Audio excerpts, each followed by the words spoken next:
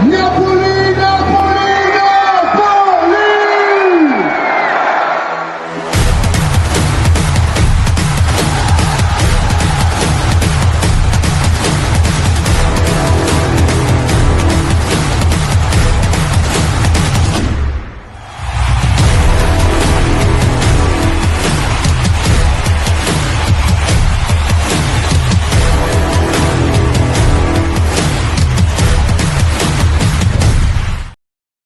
What's going on, Napoli Nation? Welcome back to NNTV.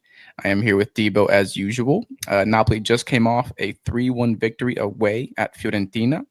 It was a very satisfying win, definitely our best of the season by far. I feel like we were the most complete this match in general. So if we bring up the formation here, which I'll do right now, few different changes. Usually we have Oliveira playing the left back position, but recently Conte has chosen Spinazzola, and I'm guaranteeing it's for the fact of his offensive abilities. And then we have Milinkovic Savic in goal rather than Merit. And then also Rasmus Højlund is at the striker position.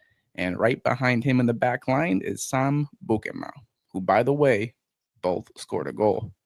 So Debo, overall, we'll get into the offensive performance and defense performance, obviously. But overall, how would you rate this match for Napoli? Oh man, by far the best match.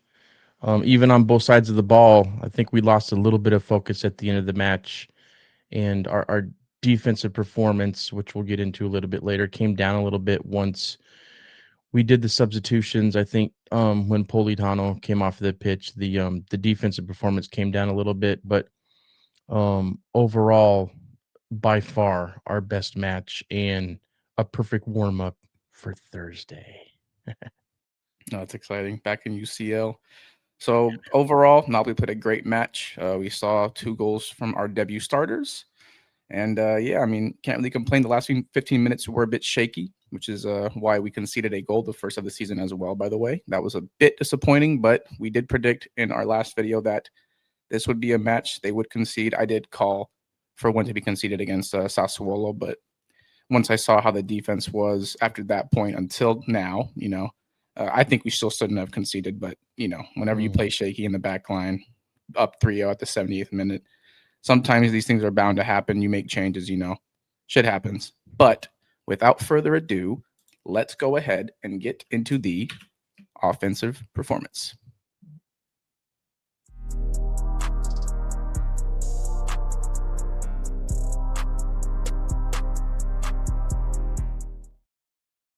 Okay, offensive performance. So for this segment, I'm going to go ahead and bring up the formation with the ratings, just because we'll be talking about all these players in general and how they performed. So we have Rasmus Højlund with a 8.1, Politano 7.5, Anguissa 8.1, De Bruyne 8.1, McTominay 7.5, which is actually a bit high now that I'm looking at that. Yes, he had a quiet match, but it was for reasons which we'll talk about as well. And then, of course, Lobotka, always with a 7, somewhere in the 7s, sometimes 8s, our most consistent player, right behind Zambo. So, Debo, we'll start with you. Offensively, how do you think we did? So it's the first time I've seen this. I'm taking a look at it here. I think it's about right. I think that maybe I think 7.5 for both Politano and McTominay is probably fair. I don't think either one of them outperformed each other. And then Zombo and KDB being rated the same. I know Zombo got man of the match from Serie A. Back to back. This was by far KDB's best match, and a perfect way to go into the big one on Thursday.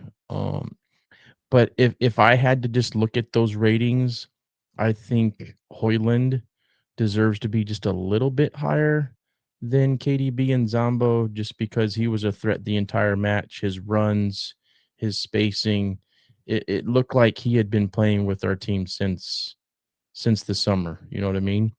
Yeah. And then I don't know why Lobotka is at a 7.3 when McTominay and Politano are 7.5. You would think that he would at least be at the same, if not a little bit higher than them, right? I mean, I don't remember moments where I'm like, okay, why isn't Lobo playing as good as he can?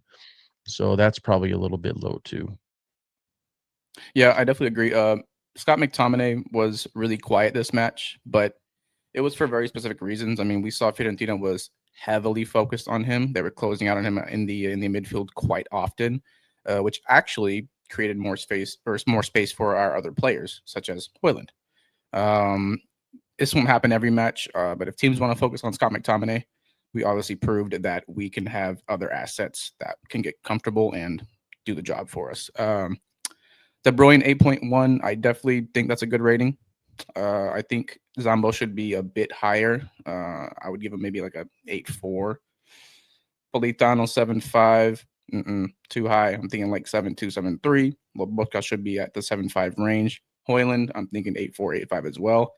You could debate that he was up there with Zambo as a man of the match. Yes, he had one goal, but I mean, he had what? I'd say two or three clinical chances, really.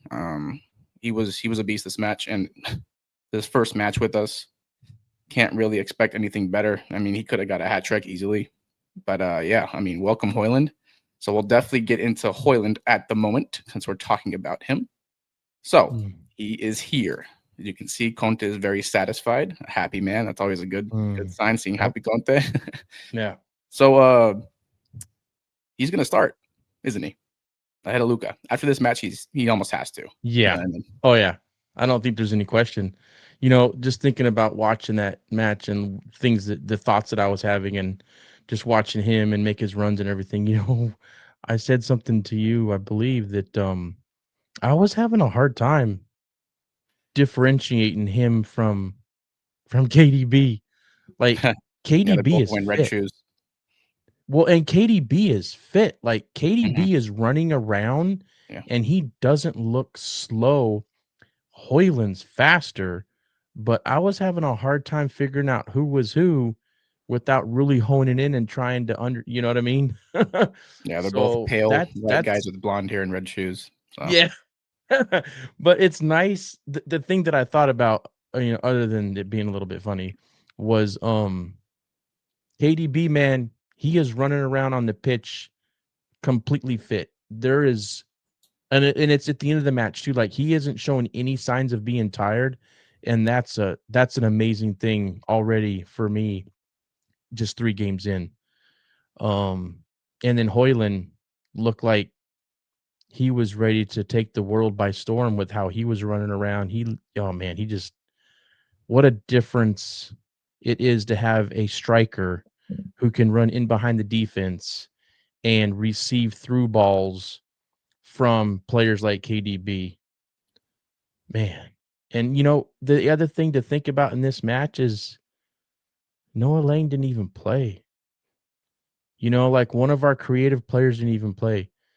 David Nettes got in there. I don't know if he really had an opportunity to make an impact to the match with how things were going. I didn't really notice anything, but man, we've got a deep squad, and this signing with Hoyland is really turning out to be something that could be a blessing in disguise with Lukaku going down with that injury. And the other thing, man, with Lukaku being old is like he's going to be doing rehab and he's going to be getting super fit while he's doing that. And when he comes back, to have two strikers that are such a threat in front of goal and a threat to distribute the ball. And oh man, I can't wait to see what it's going to be like when Lukaku is back and he's playing. You know what I mean?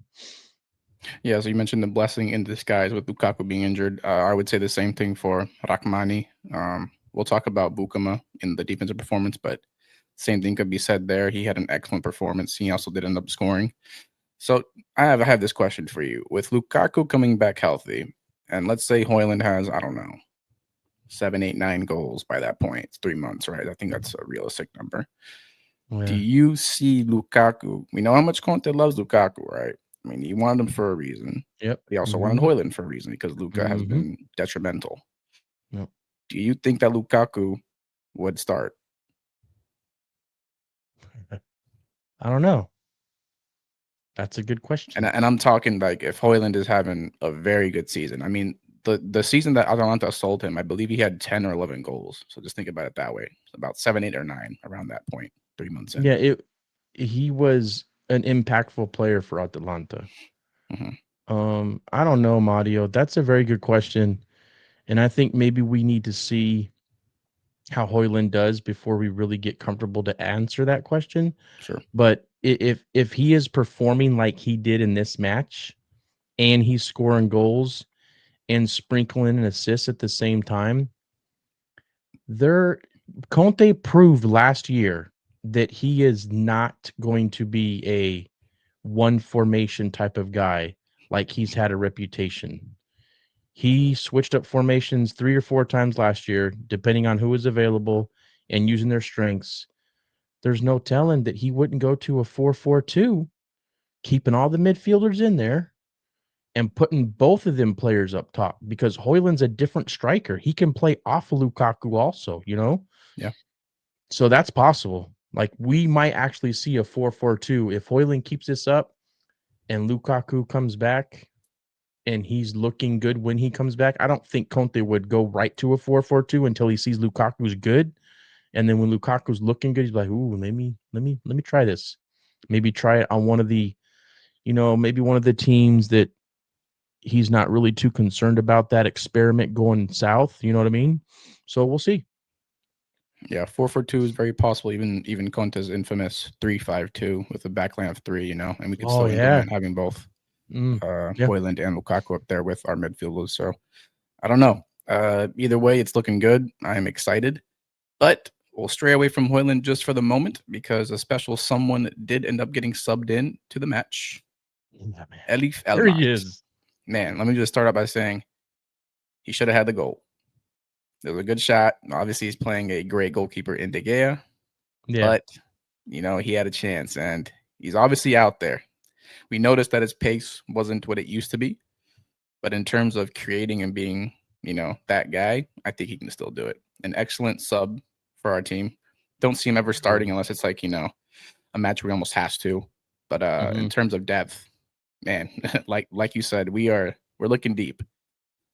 Just from this game alone, I was worried because of the Cagliari match, but then again, they played 8 people in the back line, basically. It's a very stubborn defense, but we knew that Fiorentina was not going to do that, which they did not. It's looking good. So tell me what you thought about Elif Elmas this match. Oh man, for me, it's like love having him back, and that shot on goal. I really thought it was going in, and it was a good hard shot, but it was right at the goalkeeper. It almost went underneath his legs. I thought maybe it would have been better to try to maybe pick out the top corner on that because it would have been much harder for the goalie to make a save instead of just making himself big. So, but the fact that he had a shot on goal from the get-go is a very good sign because there's going to be moments where we need him, even though he's not going to start like you were saying, probably ever. There's going to be moments, man, just like when he was the super sub before, where we're going to need him. And one great thing about him coming back to us is that we all know that he's accepting that role this time, and he's not gonna do that stuff on social media where he's like, remember that one post where he's like got a picture of the bench and he's like, this is my home or something like that. Yeah, no, Because it's expected now. yeah, well, he was getting frustrated because he was performing. Like he had a reason to be a little bit frustrated because he wasn't really getting any starts and he was making an impact every time he played as a sub pretty much. So I'm very confident that he's going to fully accept his role on this type of team, and he's going to be a difference maker a handful of times. I'm predicting in this season, maybe even in the Champions League, he'll do something. For sure. Yeah, if there's one thing that Conte will definitely do is keep all his players in check. We don't have to really worry about anything like that happening, which I understand why he did it, but it won't be a worry now. Okay, so the Joker's back. Hoyland scored. Lots of good things happened. It was a beautiful match in general. But without further ado, let's go ahead and talk about the defense.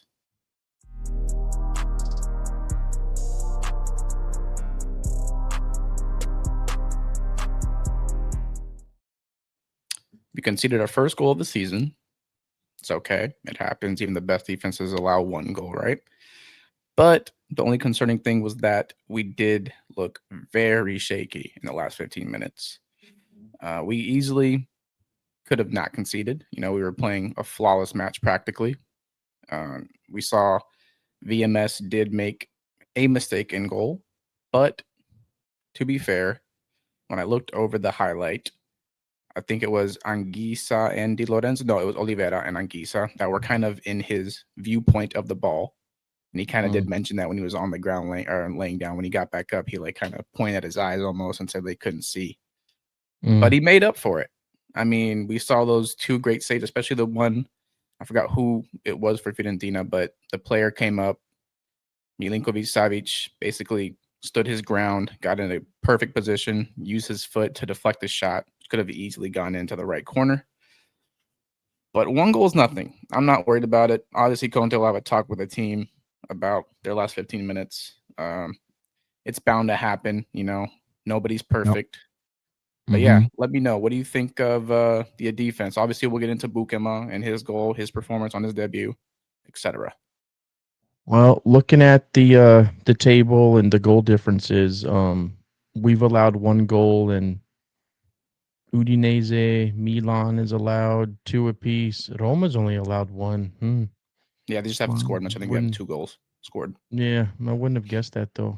Yep. Just if I wanted to think off the top of my head, but we can still call ourselves the best defense in the league. I mean, Oh yeah, for sure.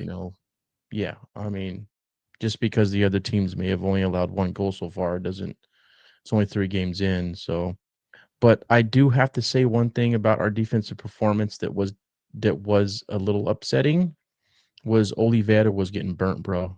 Mm-hmm. Like I'm glad you Oliveira mentioned was getting owned by what was that dude that he was going up against, man, over on that side? Trying to remember who that player was. Let me pull it up real quick, because as soon as I see the name, I'll remember. Yeah, Dodo, man. that. Oh yeah, Dodo well, was he's killing him. a lot of pace. Dodo has a lot of pace. Yeah, Dodo was So, killing him. and So before you even hopefully that's a mentioned it, wake up. What's yeah, that? people I saw on X or Twitter, whatever you want to call it, they were Yeah. mentioning that Oliveira did play, his international match. But you got to remember, a lot of our players did too. You know what I mean? I don't think that's Yeah. the best excuse. Obviously, he's on defense. His legs shouldn't be more tired than other players. It should all be about equal. I mean, we have a lot of starters that play on the international break. I just think he was sleepy. He almost needed a Tommaso Cafe in my eyes. I think there's a reason why Conte didn't start him. Yes, Spinazzola does provide a lot of offensive ability, and he did get an assist. I think Conte couldn't have made a better starting 11, honestly. It worked out perfectly. But yeah, he was just sleepy. Jet Not lag, man. Yeah, He that was not coming very back common from for Oliveira. He was coming back from Sudamerica. Yeah, He had some jet lag. I guess so. Well, hopefully that's a wake up call for Thursday, because I think Conte going to start him against Man City. I believe so too. I don't think Spinazzola will start that game. I think we'll go with a different Yeah. approach. But let's get into Sam Bukema. Yeah, man. First start of the season, first minutes of the season, rather than that. He scores a goal from a beautiful pass from the MVP of the match, Zambo Anguissa. Man, I love Zambo so much. He's so freaking good. This is about Bukema. Mm-hmm. So I think he was the best defender on the field in my eyes. We saw towards the end, he wasn't really the reason of why the defense was shaky. If you noticed, when I forgot who it was, but he came in, snuck up on Buongiorno on that header. Fiorentina could have easily got a goal right there too. Buongiorno Yeah. was not paying attention. Yep. But in terms of Bukema, I Nope. mean, he was amazing. You know what I mean? You can't really ask Yep. for more. Didn't make any gradual mistakes. He Yep. scored a goal. Yep.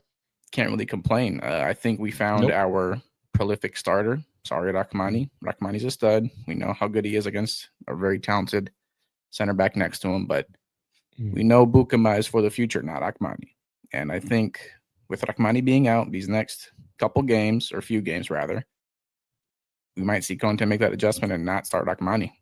And That's take that with crazy to think. I know, take that with a grain of salt, but if Yeah. Bukema keeps this up, I don't see why Conte would put him in. You know what I mean?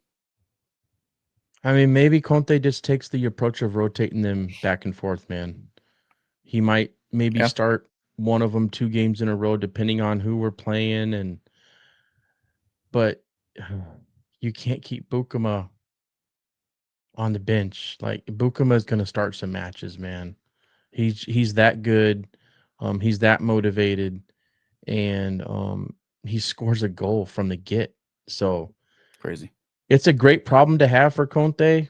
And we've mentioned before that at least I believe that there is there's no way that Conte is not thinking about switching to a back three at some point if all 3 center backs are fit and in form.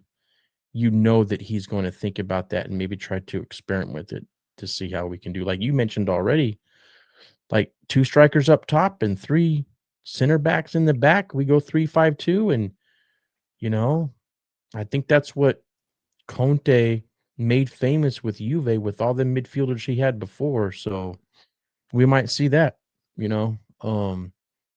But yeah, no doubt. It was great to see him get that goal and see him get the start, and very, very happy that he was able to have a great game. We all are. Hopefully, he continues this stride against Man City, which is on Thursday. That'll be fun. That'll be fun. Okay, so that's enough for the offensive and defensive performance. We are now going to go to a segment that's always on this channel, and that is Eyes on KDB.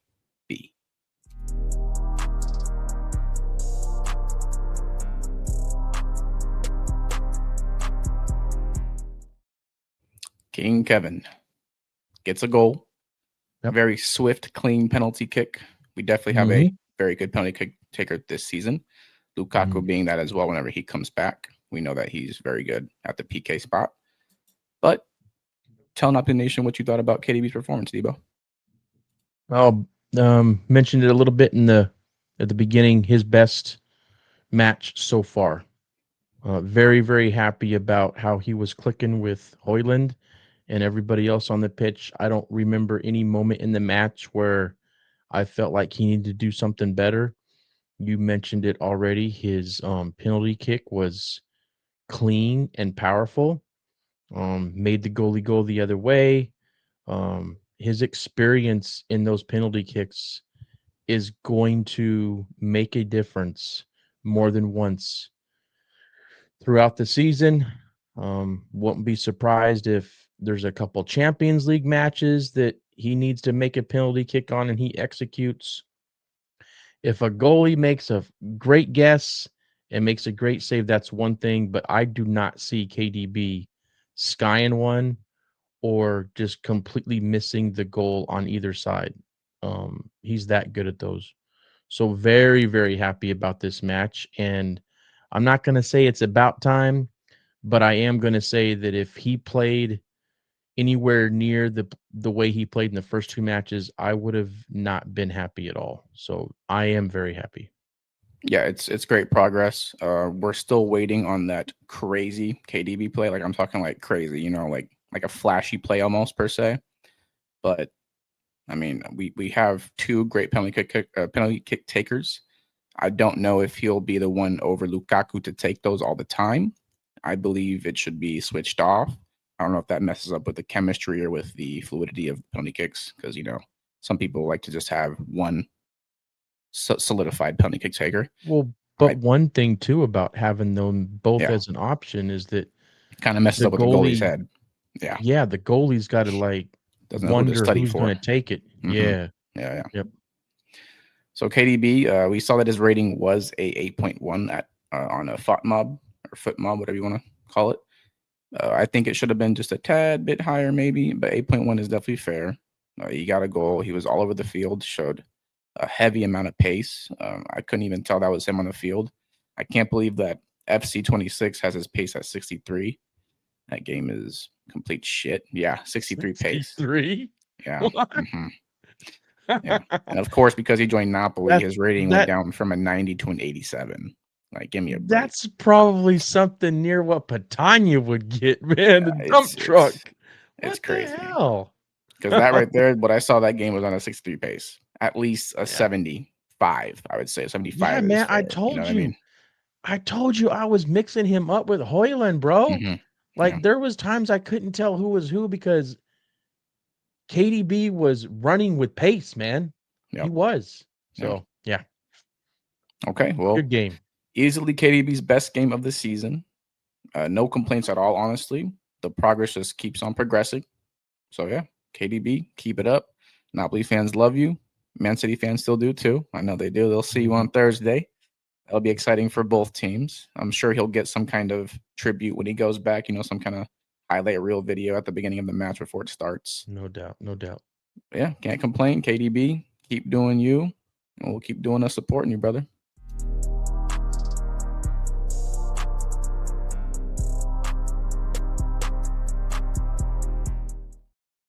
The song of the match. For me, I mean easily. You could name a lot of players as the person who was all over the field. That being Zambo, but we know he got MVP. He's actually not going to be my MVP of the match, but I I don't blame you for putting him there. I mean, it's well deserved, but I'm just trying to change it up a bit. For me, the song of the match is KDB. This was the game where he showed he progressed tons. He was all over the field. He's running like a madman. And I I love to see it. KDB is slowly becoming that guy again. I don't care if he's out of his prime. He shows that he's still got it. So what do you think? I'm gonna surprise you again. What is this gonna be? You ain't seeing this coming. So we all know what happened with the limit amount of seats that was given to Napoli fans at only 300. I guess the official excuse we've been told is because of stadium renovations. But my sangre of the match is the fans that decided to go and to support our boys. Very disappointed in the ultras, even though it was only 300 tickets that were given. They could have still showed up, some of them, with the banners, with the smoke bombs, the flares, what have you, the chanting. So it was obvious that that was missing, and a couple times they would pan over to who did show up in the visitor section. So um I'm very happy that we did have some people and you could hear them a couple times. And so for me, the sangre of the match are the fans that did decide to go and support. And we're going to talk a little bit about what happened after the game outside the stadium with the interviews that Calcio 24 was doing. And I'll mention a little bit more about how I was proud about how our Napoli fans handled that situation. Okay, sure. So who's your song of the match exactly? The fans that showed up in the visitors section Okay. and supported our boys. Okay. Fair enough. I understand that. Trying to be different again. I get it. I like being different. You know that. I'm goofy. Okay, I'm the so with goofball of the show. that being said, KDB and the fans received the song of the match. Now let's get into the Guayo of the match, aka the MVP.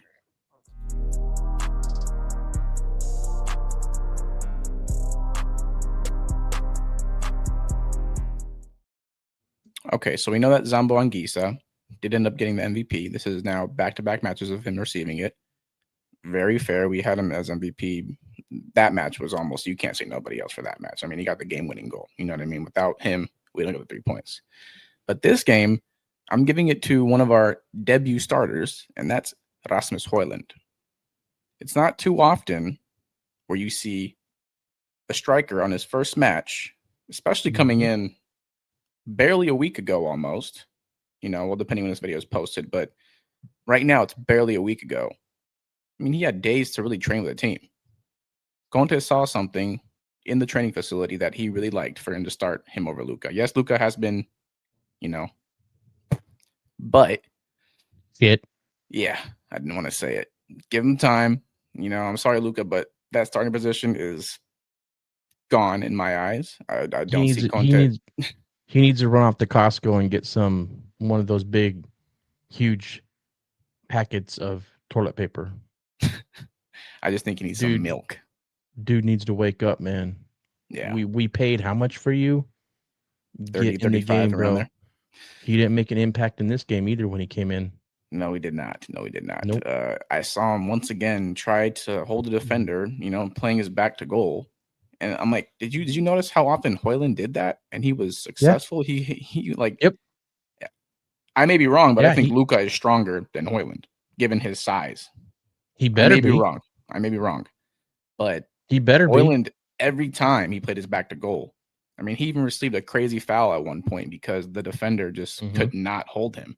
Hoyland looks Yep. like a little gremlin. You know what I mean? Like he's so aggressive. I loved his attitude this game. His personality.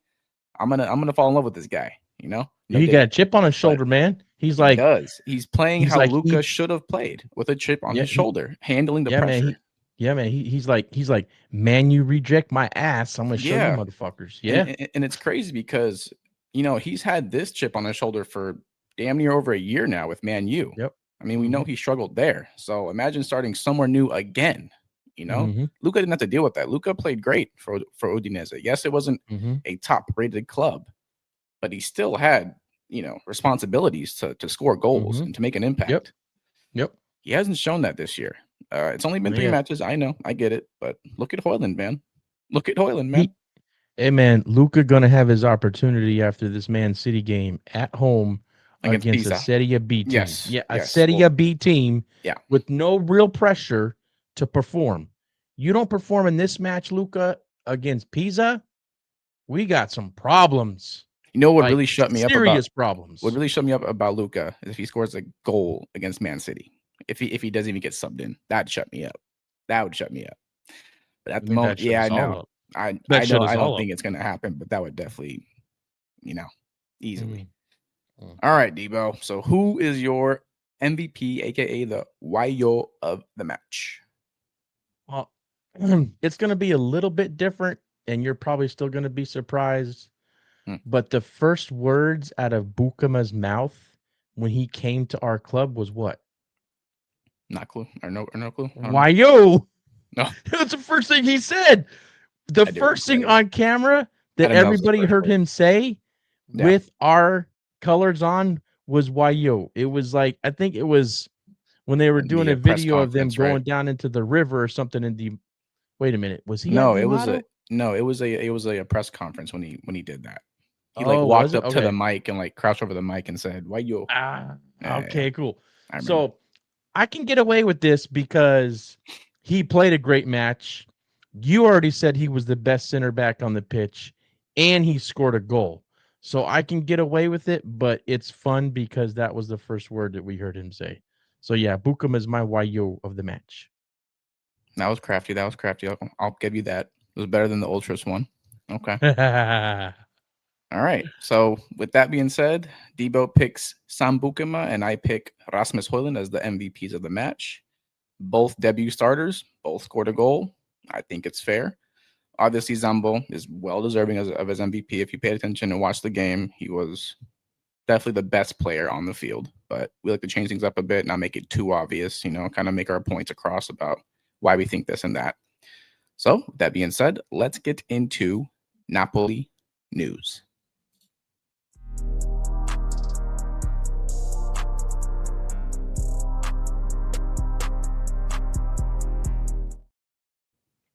Okay, so you were mentioning that something happened outside of the stadium with the Fiorentina fans Yep. during Calcio 24's interview. Yeah, so I think it was the day after I was watching their clips. They always do a live interview session with fans coming outside the stadium, both for home and away matches. I've actually been able to get on the mic once, our Scudetto year when we were playing in Spezia, and there was some extremely offensive chants against our Lord and Savior Diego Armando Maradona. At least that's how he's treated in Napoli. Do not disrespect Jesus Um, Christ like that. Mm-mm-mm. yeah, I know. I'm just trying to be funny, man. But he's got all kinds of murals and places to go and pretty much pray in front of him in Napoli. So he means a whole lot to our city, um, for a lot of different reasons. And his death was disrespected that day, and it was something that I wanted to make sure that I spoke about. So I have seen more than once where the Calcio Napoli 24 journalist is doing his interviews with Napoli fans, and he even allows opposing team fans to come up. He doesn't, Mm. discriminate. He lets them come up to the mic too. And there's times where they want to come up to the mic and they want to, say things that might be a little bit controversial for Napoli fans, but more often than not, they don't do that. But one thing that does happen is, you'll hear heckling, you'll Hooligans. hear, disrespectful comments, while people are walking by. But this time they got physical. Oh, So they pushed the cameraman more than once, and they pushed, believe, somebody else that was nearby because I rewatched it. And one of the other things he said is, yeah, I got pushed too. So that happened, and the Napoli fans that are in and around that going on, including the Napoli fan that was being interviewed at the time, handled it perfectly. Didn't react to it, didn't say anything even. The journalist that was doing the interview said a few things that all made sense, and you could tell that he was not happy, but he handled it the way he needed to be handled. You know what I mean? So, um, disappointing to see as always. But as soon as you put hands on somebody, that's when it's gotten out of hand. So for me, um, there needs to be freaking authorities around the journalist that is doing that at the end of the matches. I mean, they're around. Why aren't they near him to defuse those type of situations? Because all you needed to have was a Napoli fan that wanted to react and get physical, and here we have a real problem, right?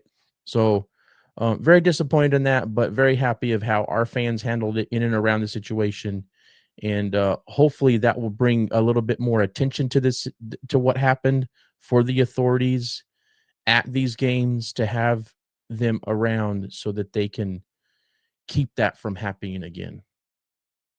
yeah, definitely don't want nobody getting hurt out there. Did anybody get hurt? Or was it more so just something light? No, I didn't notice that somebody actually got hurt, Okay, but it that's was good. obvious that the cameraman was being disrupted and pushed away from what was going on, because you could tell the camera moving, and then the journalist mentioned something about that. And I mean, why you gotta put your hands on people just because you can't handle being a mediocre club that can't win anything, and take it out on us because we're happy? Stop being jealous of our passion, our happiness, and just deal with the fact that your club is shit. You know what I mean? Just deal with it, I agree. and leave I it at agree. that. Go home. And so there was a couple Viola fans that came up to the mic and, like, they were saying complimenti a Napoli. There's a difference, and they were completely fine. But the ones that wanted to be disruptive and disrespectful is uncalled for. Yeah, all it takes is one guy to make everything different. You know what I mean? We can't generalize the whole fan base off of one situation or one person, or even just a couple of them. It's just hooligans. Unfortunately, every team has them. Sad that it happened after this match. They're probably just stressed out that they haven't won anything yet this season. Well, not including the Europa League, obviously, but Well, no, how many they've been to, like, I think, how many Conference League finals? oh no, I'm just talking Fiorentina? about recently. You know what I mean? Like Oh, given this yeah. this season so far, winless. They couldn't beat Oh, Cagliari, couldn't yeah. beat Torino, and they Yep. almost should have expected they were going to beat Napoli. They could have probably got a tie, but beating Napoli would have been a little outlandish, especially given we're the defending champs. We Mhm. were successful against them the prior matches last season. We scored 3 goals yet again. That's 3 games in a row scoring 3 goals on them. So they got some fixing to do. And I don't know. Maybe Pioli's the answer for him, maybe not. I don't know how the fans feel about him. I don't pay attention to what they're thinking out there. But in my eyes, Mhm. Pioli may be on a hot seat soon. Love doing the show with you, Madi, as always. Always want to support our other content creators out there. So just gonna throw up their logos. Go and find them. They're easily found on Looking, yeah, you can find them all on X. Just do a basic search, and you'll be able to find them. So follow them, and then Napoli Talk does his shows on YouTube. Joe Fitz, so that's Dom, and Joe Fischetti does his shows now on YouTube also. He also does the audio, and then you've got an audio podcast for In the Shadow of Vesuvio done by Henry Bell and Michele, our ticket guy. Freaking, oh, and if not for him, I know there's one fan out there that has made it clear that he would have not been able to get a ticket to go to that Man City game coming up. So he's very important to our community too. And then lastly, the Napoli rant with the bearded ones. They are audio only now, so just make sure you go to Twitter, Instagram. You can find them all on those platforms and follow them and support them like everybody in the Napoli Nation community. Sure thing. All right. So thank you guys for watching season 2, episode 10 of Napoli Nation TV. We appreciate you guys stopping by. If you did enjoy this video, leave a like. If you haven't yet, also subscribe. And yeah, let's close it out with Forza Napoli, Sempre. why you? Big game on Thursday. Let's freaking go. Let's go!